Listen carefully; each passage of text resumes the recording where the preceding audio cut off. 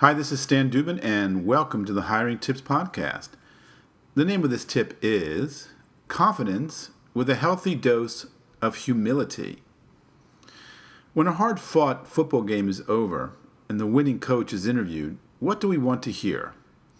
Do we want to hear the coach go on and on about how great his team is, how smart the coaching staff is, and that we just might be watching a team of destiny? Or would we prefer to hear something along these lines? Well, we came here well prepared and we were confident we could win this game, but I've got to give it to the other team. They fought hard and the game was up for grabs at the end. I'm proud that my guys hung in there and pulled it out. When a skilled and confident employee takes too much or all of the credit for accomplishing something that was a team effort, we know what happens. The other employees feel slighted. Now, this might mean nothing and everybody just moves on.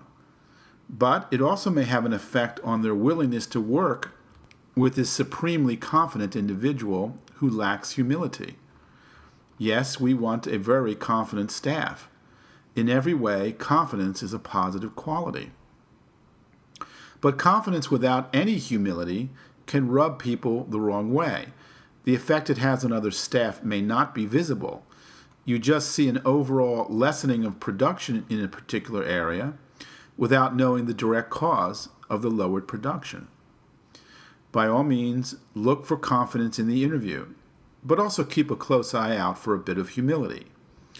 If your applicant uses the word I without ever using the word we, that could be a signal. Of course, it does depend on the type of questions you're asking. Here's the key takeaway from this tip.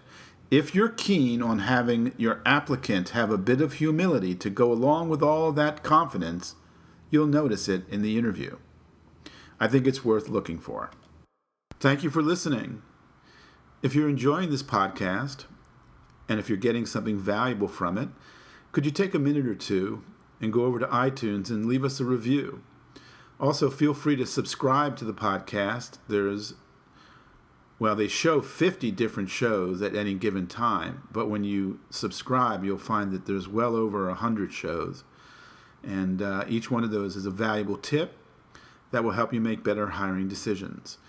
When you're over at iTunes, you can simply enter into the search area there the phrase hiring tips, and then it'll take you to the podcast right away. The Hiring Tips is brought to you by the Employee Testing Center. We have an employee testing service that will help you hire better staff. It's very accurate, easy to understand, and delightfully affordable. Watch our 3-minute video at getbetterstaff.com. That's getbetterstaff.com. Our podcast does not represent legal advice. Employment law can vary from state to state. So please consult an attorney familiar with the law that applies to the area where your business is located for any legal questions specific to your company.